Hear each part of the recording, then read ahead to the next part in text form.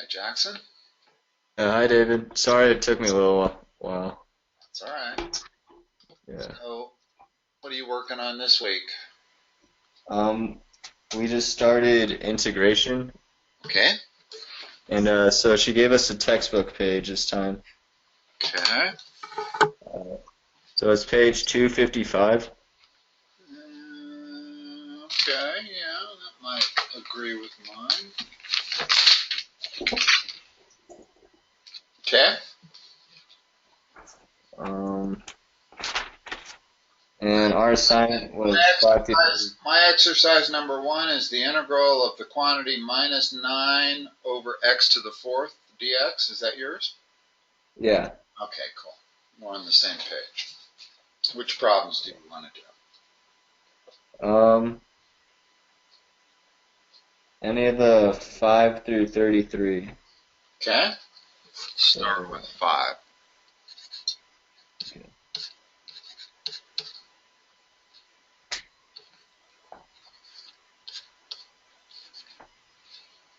Now, this says that the derivative is equal to 3t squared. So our goal is to solve for y. Okay, well, I can do with this algebraic equation, just like all algebra, I can do whatever I want to the left as long as I do it to the right. I'm going to integrate both sides. There's one step first. Let's do it. And that's to turn it into this. Because all I did was multiply both sides by dt. Now I'm going to integrate it. And notice that when you do an integral, you have to have a d something. You can't just do an integral of 3t squared. You have to do it relative to dt. Okay? Yeah. What's the left side equal to? What's the integral of dy? Just y? Uh-huh. Yeah, because that's really 1 dy, and the integral of 1 is the variable. What's the integral of the right side? Well, 3t cubed over 3, so it's t cubed plus c. Uh-huh. Yeah, and the way I always do antiderivatives is I always start by just adding 1 to the exponent and then dividing by the new exponent. So I think I do it the same way you did it. Okay.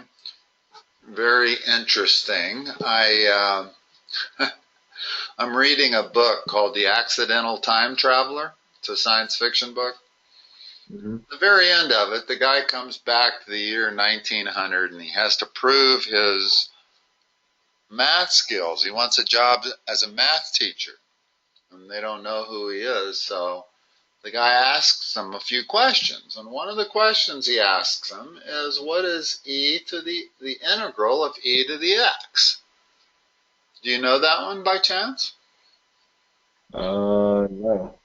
But It's e to the x. It's the only function whose derivative is the same as its function, and which means the integral is the same as the function. But the real key that demonstrated the guy knew math was not that he answered e to the x, but that he answered e to the x plus c.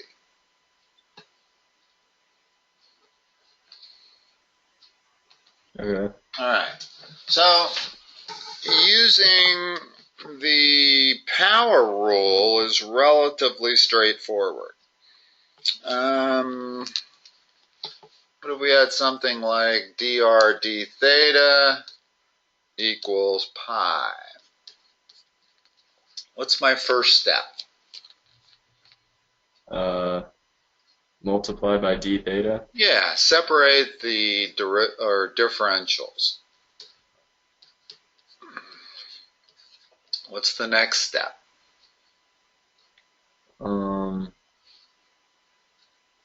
Divide by d? No? Integrate both sides. Whenever you're looking at differentials, Remember, the goal is to solve for r. Okay. Okay? So if I integrate both sides, well, the integral of this side is r. It's the integral of the right side. Is it pi theta plus c? And notice that integration is the inverse of differentiation. In other words, if you want to know whether your integral is correct, take the derivative of it. Let's say that the problem started with this. We had r equals pi theta plus c. Well, what would dr d theta be? It's pi. Yeah. Comes pi and the c goes away. So if that's the result of the differentiation, then that means that's correct. And that's why it doesn't matter what c is. C could be 10, c could be 1,000,000. The derivative of it goes to 0 regardless. Okay. All right. You see if there's any more interesting things here. I don't see anything interesting in 5 through 8. Let's look at 9. You said anything after 5?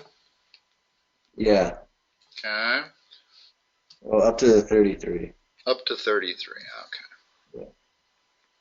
This is the cube root of x. Now, the one thing you should learn about calculus by now is that radical signs don't work real well. In other words, whether you're taking derivatives or anti-derivatives, integrals, you're better off if you have a fractional exponent, correct? I don't know what to do with that radical sign. But if I turn it into a fractional exponent, what's this equal to? The integral of what dx? X to the 1/3. Okay. Now I can use the power rule. What's that equal to? Let's see. Always first step, just add 1. No matter what you're looking at, as long as it's a one-term polynomial, just add 1. So x to the 4/3 divided by, I just for a step put it over 4/3. Which is the same as multiplied by 3/4. There's our answer. Plus c. Okay, how about if we're looking at something that looks like this? In other words, a lot of these things you need to rewrite such that it's a variable to an exponent so that you can apply the inverse power rule. Well, what's this the same thing as? X to the -2. Yeah, in other words, it's kind of like radical signs. If you have this thing in the denominator, it's hard to work with. But as soon as you convert it to a negative exponent, now I can apply the power rule. What's that equal to? X to the -1 over -1, which would just be plus. Remember, it was the plus c that got the guy to in my book. It wasn't just that he came up with the right integral, it's that he added the plus c. That plus c is important. What this basically tells you is that when you integrate a function like this, you get an infinite number of solutions. That's an infinite number of solutions. That's -1 over x plus c. Well, c could be any number you want. So you have an infinite number of indefinite integrals. Always. And it's very hard to remember that c. I mean, it really is. It's amazing how many people just don't put it in there. Okay, what am I going to do here?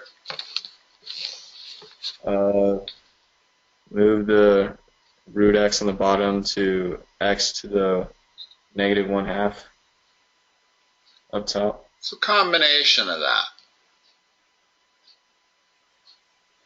What's the bottom if you multiply those two terms? In other words, you got x times x to the 1/2. So you could actually multiply that. That's x to the 3/2. Yeah. Now, when you take it to a numerator, what does it become? X to the negative 3/2. Now integrate. Hold on. X to the negative 1/2 over negative 1/2, which would just be negative 2 over root x plus c. Okay. Yeah, I'm not a big fan of putting the root back in there, just because it's never useful. In other words, I'm not sure what you have to do with this function next, but you might have to take the integral of it or the derivative of it or something. You know, if we wanted to check that, it actually is easier to check if I leave it in this format, right? Yeah. In other words, if I add the c up here, and now I want to take the derivative of that in order to see if it really gives us what we started with, this is the easiest way to do it, rather than having it the x in the denominator, or with a radical sign. Okay, I actually like these exercises. They do tend to illustrate the variety. Don't for a moment think that integration is easy.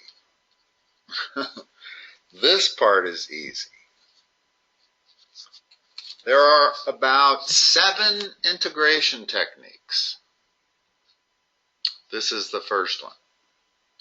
Each one of them get progressively harder. All this is the reverse power rule. Okay, so what's the first thing I should do here? In other words, I don't have a product rule for integration. For differentiation, you have a product rule, you have a quotient rule, you have a chain rule, and a power rule. And between those 4 rules, you can differentiate any function, or any product of function, or any functions that are being divided. For integration, not so. Okay. Much, much different. This is the product of 2 things. I don't know how to take the integral of the product of 2 things yet. So let's do what? Can you do like the integral of x plus the integral of x squared plus 3? Okay. Like if you multiply those 2 together, this is what you get. Okay. X cubed plus 3x. Okay? Now, when you're taking the integral of the sum, yeah, the same as the sum of the integral. That's what I was thinking about. Okay? And that makes taking integrals of sums and differences very easy. If you can get something to a sum and difference, then it's very easy to integrate it. What's the first integral? What's this one here? X to the 4th over 4 plus c.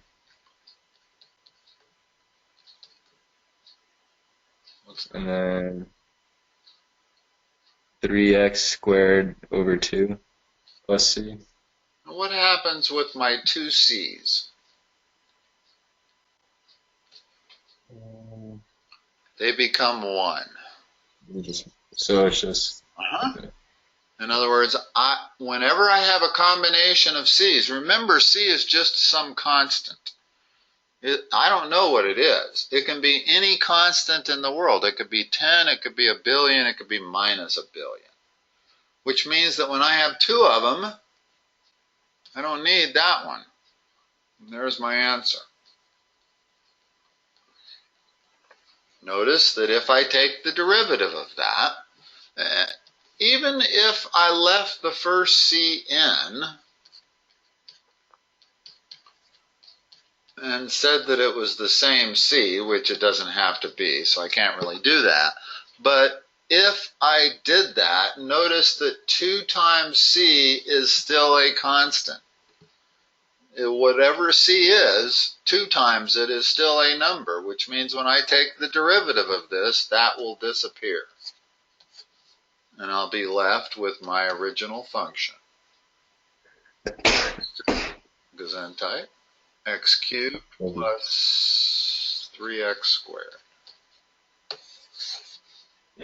Okay? Okay. Yeah, integration is where calculus really does get a little tricky. Up until now, it hasn't been tough, but integration, I guarantee you, will test the toughest of intellects. What do I do with this?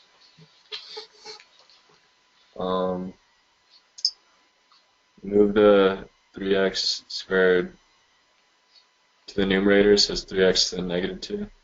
Well, first of all, remember the 3 is inside the parentheses. So, just like all problems, the best thing to do is eliminate the parentheses as the first step. When you eliminate the parentheses, what do you get? And I can actually write this like the following. What happens when you square 3x? What do you get?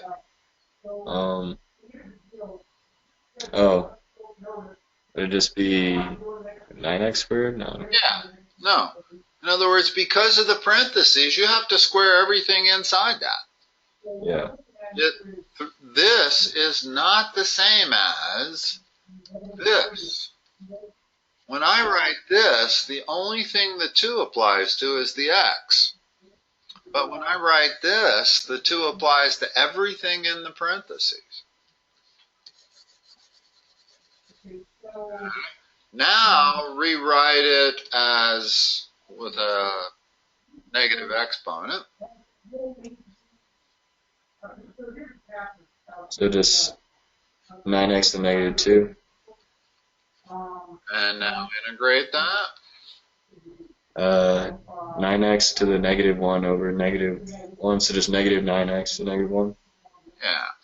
And I actually prefer, whoops, I don't plus c. Yeah, I don't need the dx, I need a plus c. And I actually prefer that answer. I suppose some math teachers might prefer minus 9 over x plus c. Actually, since the problem was given to you that way, a lot of math, the typical math convention is we don't really like to give answers with negative exponents, which you probably learned in Algebra 2 and pre-calc. But once you get to calc, I don't mind answers with negative exponents because I never know what I need to do with this. Who knows what the next step is? Maybe it's differentiated, maybe it's integrated. Regardless of what it is, it's better stated with a negative exponent than it is with the x in the denominator.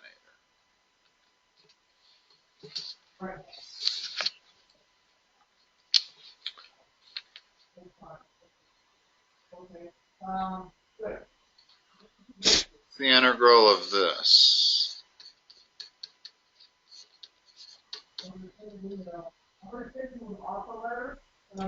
So is that where you just split them up to like the integral of x dx plus the integral of 3 dx. What's the integral of x dx? So x squared over 2 plus 3x plus c. Okay. Let me search for something more difficult. 27 is going to give me some Okay. problems.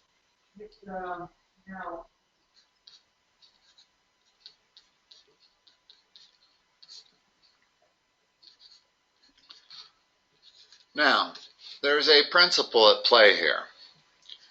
A plus B over C is equal to A over C plus B over C, right? Yeah. In other words, when you have a fraction and you have a single entity in the denominator, you can split it up like that. Okay? What isn't true is A over B plus C is not equal to A over B plus A over C. In other words, when you have a dual entry in the denominator, you cannot split it up. Be aware of that. Okay. Let's rewrite that as x to the 1/2 instead of radical. Take the radical out. Now split that up into 3 fractions. What do you get? The integral of x squared over x to the 1/2 Which is, dx. what is x squared over x to the 1/2? Just x. No, subtract the exponents. Same base, different exponents, subtract the exponents. What's 2 minus 1/2? Is 1.5 3 over 2.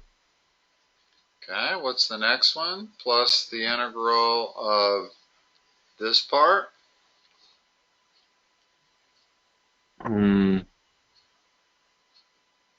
Just x to the 1/2. Yep. And finally, what's the last part? What's 1 over x to the 1/2?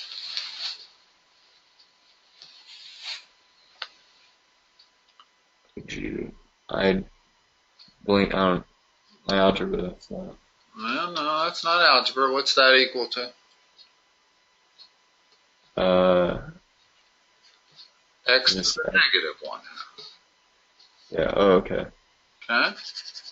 In other words, we're attempting to put everything in the numerator with a positive or negative exponent. We don't care. It's just easier to deal with if it's in the numerator, not the denominator. So I've taken these 3 things, split them into 3 separate fractions, separated the integrals. Now I have an integral that's very easy. What's this? 2x to the 5 over 2 over 5. Yeah, kind of the way I like to do these is my first step is I add 1 to the exponent and I divide by 5 over 2. But that's the same as multiplying by 2 over 5. Okay, in other words, rather than having to even write this step, go ahead and flip the denominator and multiply. Right? You with me? Yeah. Okay. Mm-hmm. And this part here, and we're going to save the C until we get to the end. Because each of these is going to have a C, but we're going to add all 3 C's together, which is just another C. So then x to the 3 over 2 over 3 over 2. So then 2x over 3. Okay. And then x to the 1/2 over 1/2. And just 2x to the 1/2. There's your answer. That's as simplified as it gets. And I guess you could factor out an x to the 1/2, but that's about it. Okay. 28's the same thing. You can separate 28. Would you do 29? All right.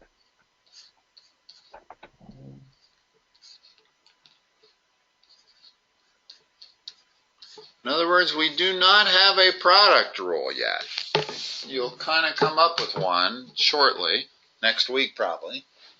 Something that resembles, no, you probably not. You haven't done integration by substitution yet, have you? No. No, Oh, that's at least a week's worth of work. So that's the second easiest one, is integration by substitution. And then the third one is integration by parts, which is kind of like a product rule. Okay?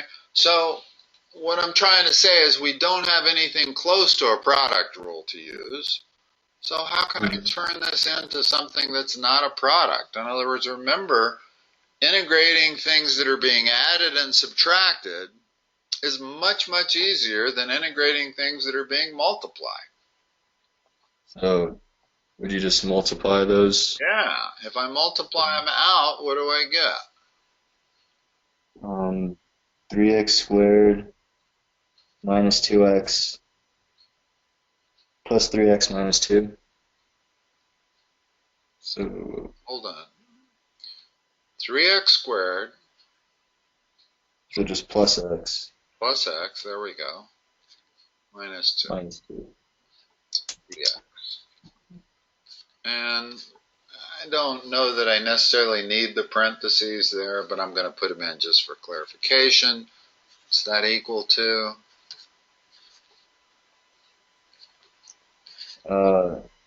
Integral of 3x squared dx plus the integral of x dx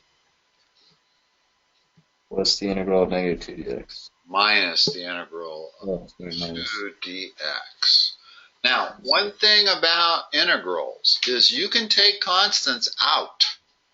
If I wanted, I could write that as 3 times the integral of x squared dx. I'm going to get the same answer. Okay? But what you cannot take out is variables. I cannot take out an x outside the integral sign. So just know that you can take constants out, but you can't take variables out. Now, I don't particularly need to take that constant out here. As you get further and further into integrals, you'll realize that sometimes the expressions get so complicated that it's worth taking one of those constants out, especially if it's like pi. But this, you can just kind of leave it in and use the inverse power rule. What is 3x squared, the integral of that? Or the antiderivative of it? So just 3x cubed over 3, so just x cubed Okay. plus x squared over 2 minus 2x plus c. Yeah. Okay.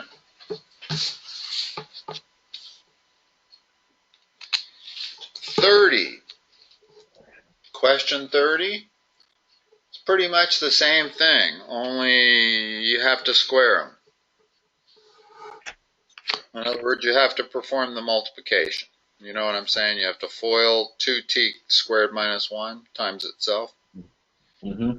And then you'll end up with, the goal is if you can end up with, notice we've got the sum and difference of various one-term polynomials, all of which we can use the power rule on. Boy, when you can do that, that's the way to go. So 30, you have to do that. Now, if I made that 30, instead of squared, if I made it like to the 17th power, that would be a hard integral to do. Is there a reason you do that? There is. You won't learn it until you learn integration by substitution, and then you'll see why. Okay. Why it's such a hard problem to do. In other words, why can we not use the power rule in the form that it's in now? If you tried it, you would get an antiderivative, and if you took the derivative of it, it wouldn't be what you started with. Uh-huh. Okay, so I don't want to get ahead of ourselves here. 31. How would I rewrite 31? Instead of y squared times the square root of y, what would I call that? Well, let's see, y squared, y. What is y squared times y to the 1/2 equal to? Add exponents. Y to the 5/2. Yeah.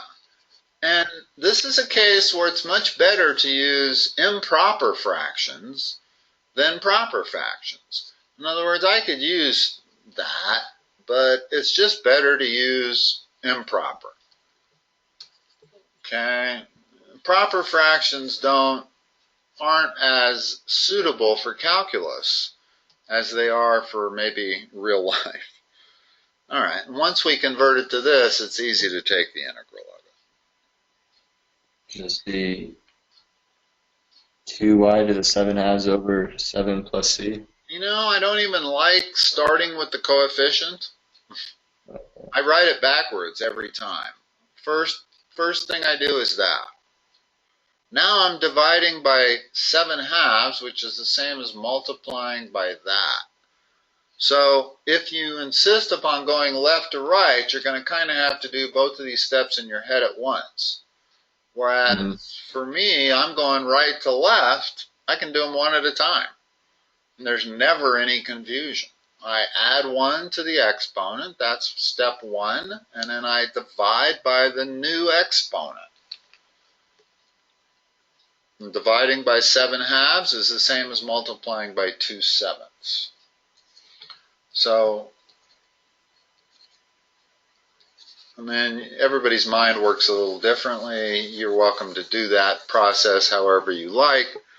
If you want to do it in 2 steps, that's fine. What's this equal to?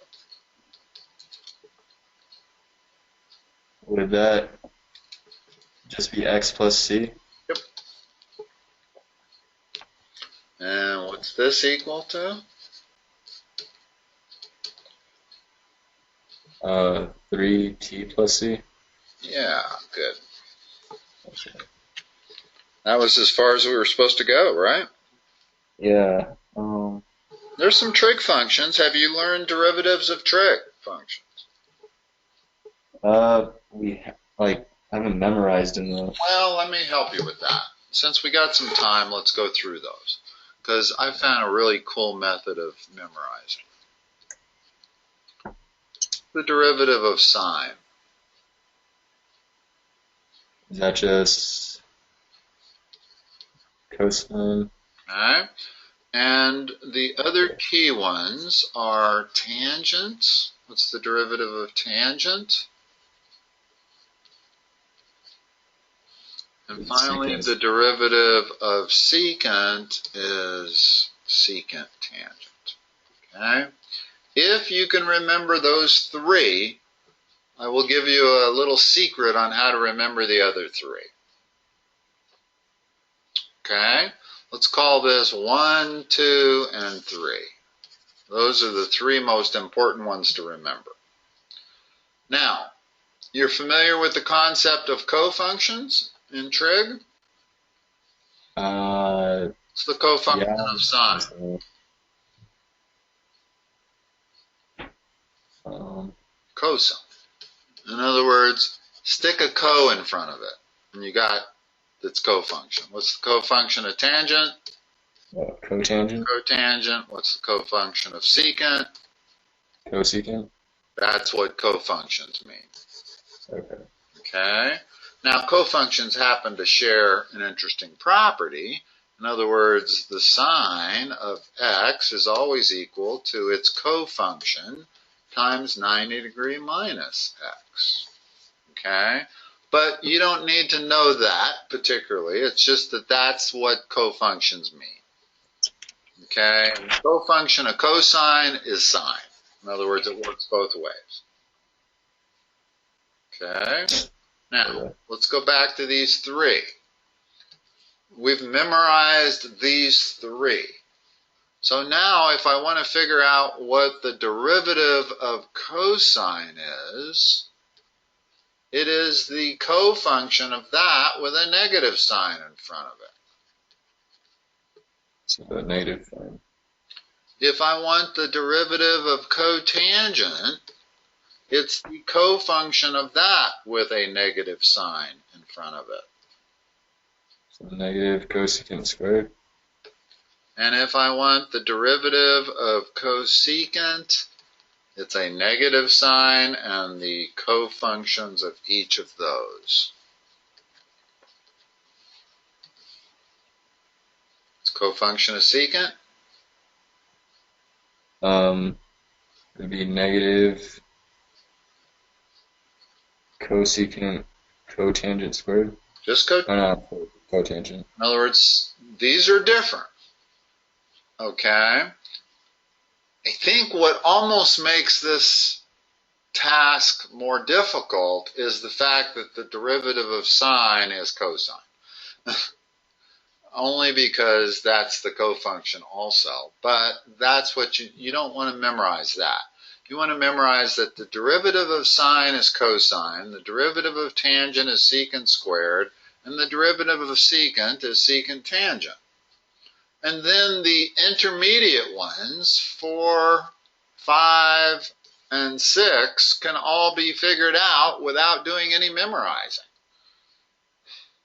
You don't need to memorize 4, 5, and 6. You can always work them out from 1, 2, and 3. Just remember the negative sign.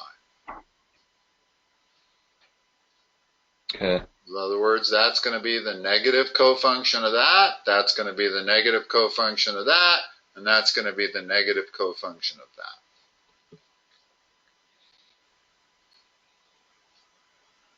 that. Okay?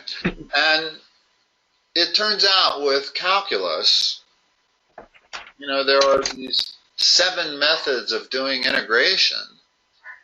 Well, one of the most valuable ones is to convert polynomials to trig functions. It turns out that trig functions are much easier to integrate than polynomials are. I mean, if I gave you a polynomial like x times square root of x plus 1 over x cubed times square root of x squared minus 1 dx, that's an incredibly complex polynomial. Mm-hmm. Frankly, I don't know of a technique that would integrate that. In other words, integration really, really, really is so much harder than differentiation. But one technique that one might use to integrate this polynomial is called trig substitution. It's where you convert all of these things to trig functions, and it turns out that trig functions integrate a lot easier than polynomial functions do. And so once you integrate the trig function, now you resubstitute back the polynomial and you have your answer. But the net result is that trigonometry is extremely important to calculus. Trigonometry is extremely important to everything, but not only is it the definitive explanation for triangles, but it also handles periodic functions like breathing, tides, the seasons, things like that. But in calculus, it might even be more important. And the key is all of these identities and derivatives and integrals. So what's the integral, or what's the derivative of cotangent? The negative cosecant squared. What is the integral of sine? It's the integral of sine x dx.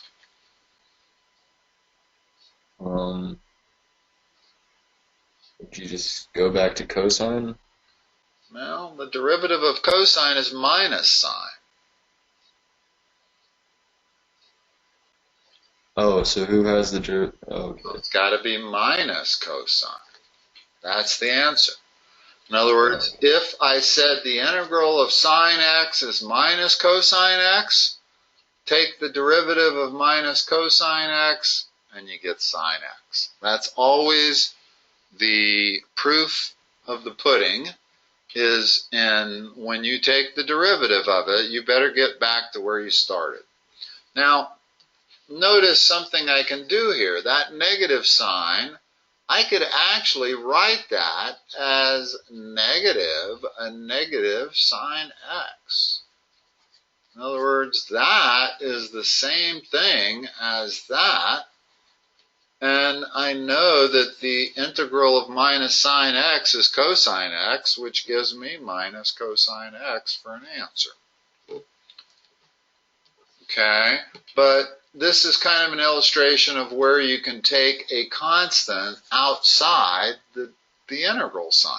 Is all I did to get from here to here was I put a negative sign in front of that, put a negative sign outside of that. The combination of those two negative signs is a plus. So this thing is equal to this thing. Not that you really have to do this step. I don't really encourage doing that step. Just remember that the antiderivative of sine is minus cosine. So it's the integral of secant squared.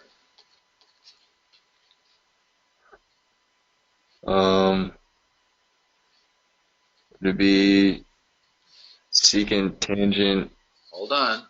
Remember that the integral is merely the opposite of derivative.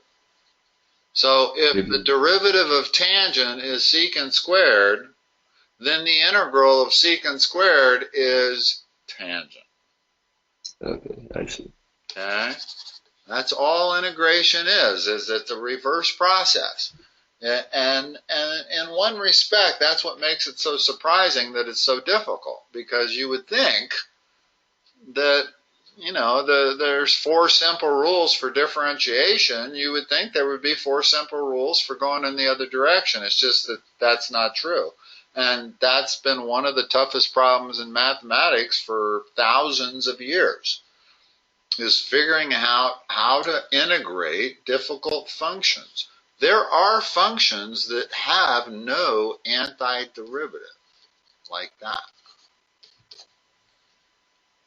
There's no function in the universe whose derivative is equal to that, which means there's no antiderivative to this, which means finding the integral is fairly tough for this type of a function. As simple as that looks, finding the integral is, you wouldn't believe how hard it is. You got to go through infinite series and approximate, and there's no way to find the exact integral, but you can come up with an approximation that's accurate to however many decimals you want.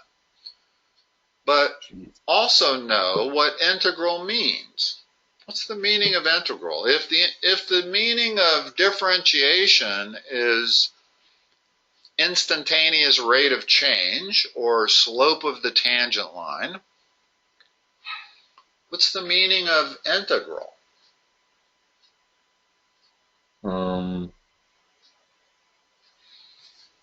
Is it when I write a simple one like the integral of sine x, what's that mean? It means the area under the curve. It's exactly what it means. That's what integral means, is the area. We're going to find the area under the curve. Well, notice that precalculus, we have no way of finding areas under the curve. I mean, you take your geometry student and say, what's the area under a curve? And they have no idea. They wouldn't even know how to attempt it. That's what integral means, is the area under the curve. Now, have you learned definite integrals yet, or just indefinite integrals? I think just we just stuck our toes into this one, so. Well, the next step is definite integrals. If I want to integrate from 0 to pi, I would find the area under that particular arc. And when you have definite integrals, you don't end up with a c.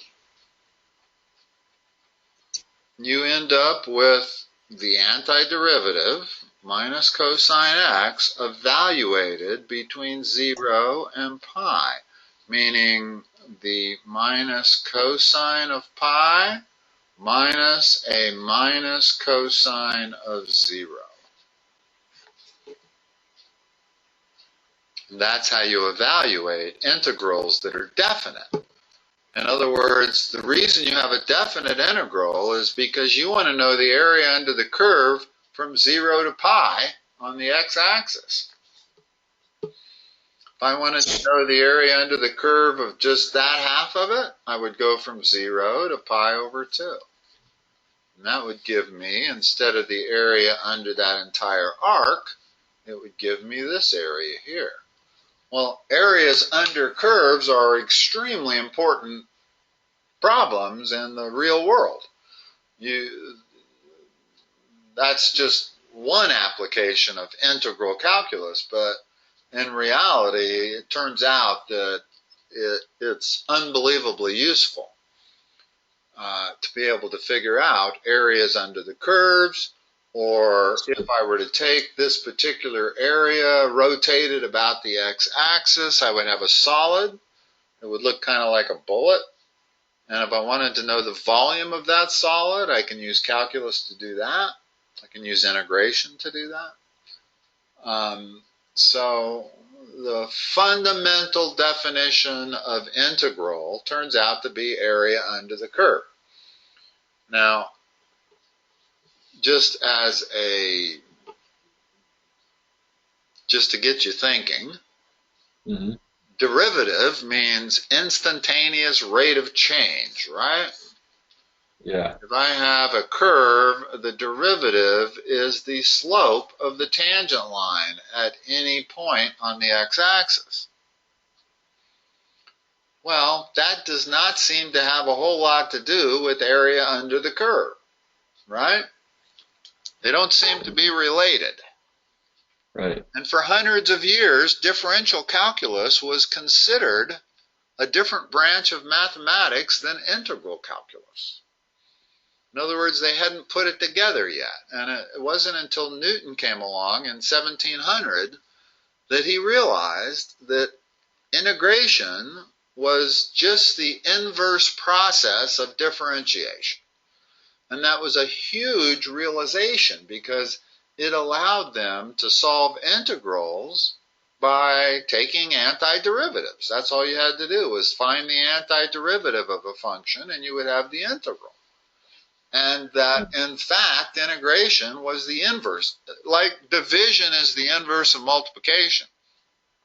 Like subtraction is the inverse of addition. Integration is the inverse of differentiation.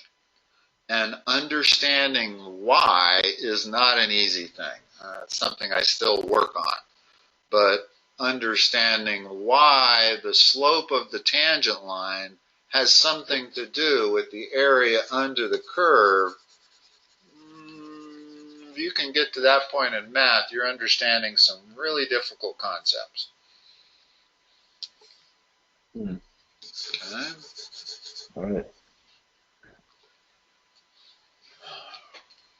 So, let me just take a quick peek. Oh, you're coming up on sigma notation. All right. Let me just say a thing or two about sigma notation. Remember when we have this, and I say, how do you solve for dy dx? The original definition was the limit of f of x plus h minus f of x all over h as h goes to 0, right? And they forced you to learn how to do this. Right. And it was really hard. No matter how simple your function is, this is relatively hard to solve. And then you learn the power rule, and you realize, well, why the heck would anybody use this? Okay? Integration has a similar aspect to it, and the technical definition of integral is not area under the curve, It's the sigma notation definition of it. Well, that's even harder than this. Much harder. So they're going to hit you up if they indeed force you to try to understand sigma notation definition of integral. I can tell you that the very next process is going to be the hardest in integration for a while. And I don't agree with that method of teaching. I would go straight into the reverse power rule, and it almost looks like they have, but I'm looking at the next subchapter, and it's sigma notation. Okay, and I'll just tell you, sigma notation is going to be a challenge. Hopefully they won't force feed it to you. But if you need help with it, I can help you with it. It took me 3 years to understand it. Okay? That's how hard it is. But there's a similar definition for integral. The integral of y in terms of sigma notation. And that's what's hard about it. There's easier ways to integrate, but for some reason when they teach calculus, it's like when they teach differential calculus, they insist upon starting out with that limit definition of first derivative. And I hate that because it just demoralizes people. It's so hard. It's, if you started out with the power rule and then the product rule and then the quotient rule and the chain rule, people would say, hey, this isn't too bad. But when they force you to solve a derivative by taking the limit definition, it's hard. It's hard algebra is what it is. And the same thing you're going to run into in integration. There's the easy ways to do integration, and then there's the really, really hard way, which is the sigma notation way. So just understand that. Try not to get demoralized by it. Get through it. I can help you with it if you can wait till next Friday, but it'll get a little bit easier after you get through that subchapter. All right. All right, Jackson. Have a good weekend. I'll talk to you next Friday. All right. Thank you. Bye-bye.